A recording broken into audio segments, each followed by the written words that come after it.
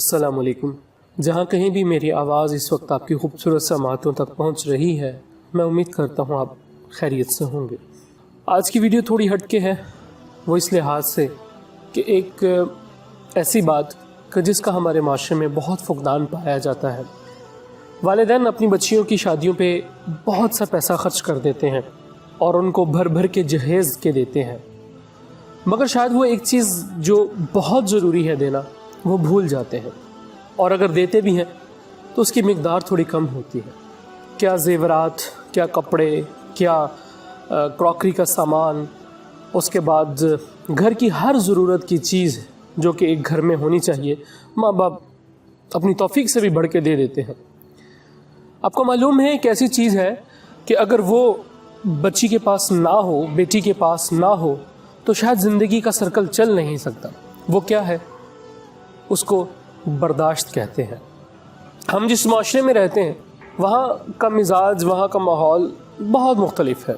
जब एक बेटी ब्याह के किसी दूसरे घर में जाती है, वहाँ मुख्तलिफ़ तरह के लोग होते हैं, मुख्तलिफ़ मिजाज के लोग होते हैं, तरह तरह की बातें होती हैं। आपको मालूम है कि हर शख्स अपने मिजाज के मुताबिक ही बात करता है।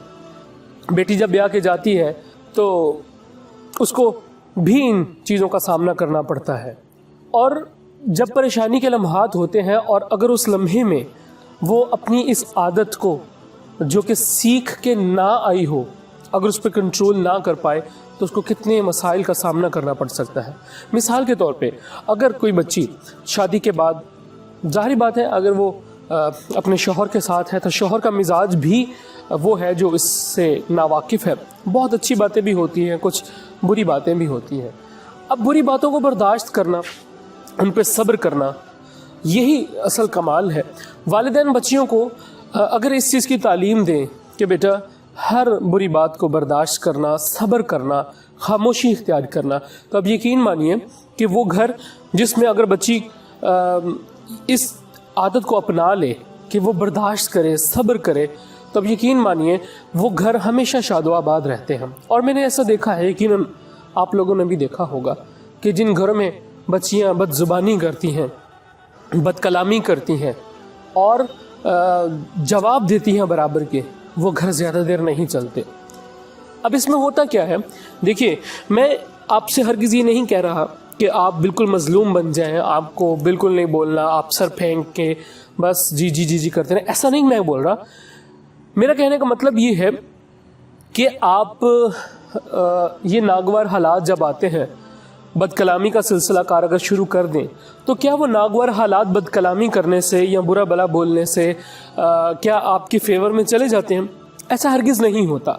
जब आप जवाब के बदले में जवाब देते हैं तो वो मामलात मज़ीद बिगड़ते हैं। मेरा आपको सिर्फ कहना ये है, मेरा आपको सिर्फ मशवरा ये है कि हर वो बच्ची के, हर वो बेटी के जो माँ बाप का घर छोड़ के दूसरे घर में जाती है, उसे एक आदत बहुत पुख्ता तौर पे अपना लेनी चाहिए और माँ बाप को उसकी तालीम देनी चाहिए कि बेटा बर्दाश्त करना है, सब्र करना है, अल्लाह सब्र करने वालों के साथ है। अच्छा, इससे होता क्या है, मैंने देखा है, आप लोगों का भी मुशाहिदा होगा कि जो बेटियाँ इस आदत को अपना लेती हैं और सब्र करती हैं, नागवार हालात में अल्लाह का शुक्र अदा करती हैं और चीज़ों को पॉजिटिव अंदाज में देखती और समझती हैं, तो एक वक्त ऐसा आ जाता है कि हालात उनके फेवर में जाना शुरू हो जाते हैं और अल्लाह ताला सारे मामलात उनके इख्तियार में कर देता है।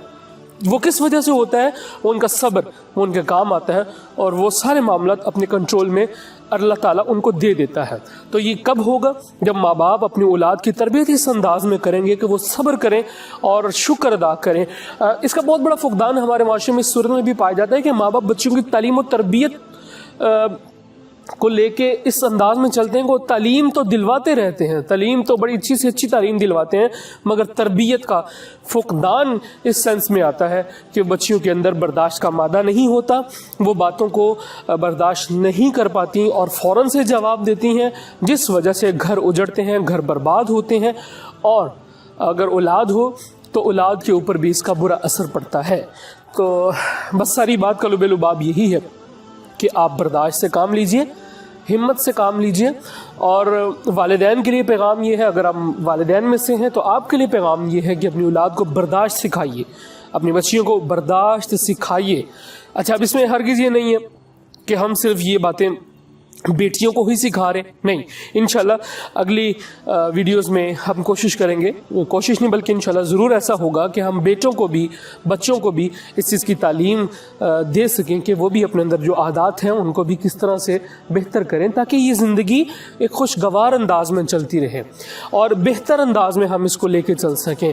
تو میری بیٹیوں سے پھر ایک گزارش ہے کہ بیٹا آپ کوشش کریں کہ معاملات کو اپنے کنٹرول میں اس انداز میں کریں کہ صبر کریں، برداشت کریں، اپنوں کا احترام کریں۔ یہ رشتے بہت انمول ہوتے ہیں، جب یہ ہاتھ سے نکل جاتے ہیں تو انسان کو زندگی میں بھی ان کی قدر ضرور آتی ہے۔ تو امید کرتا ہوں آج کا یہ پیغام، آج کی یہ بات آپ لوگوں تک پہنچی، اور اگر آپ کو یہ اچھی لگے اور آپ یہ چاہیں کہ اس کا فائدہ دوسرے لوگوں تک بھی ہو تو آپ اس کو ضرور آگے بھی پہنچائیے گا، تاکہ ہو سکتا ہے چند جملے، چند باتیں کسی کی زندگی میں بہتر کام کر سکیں۔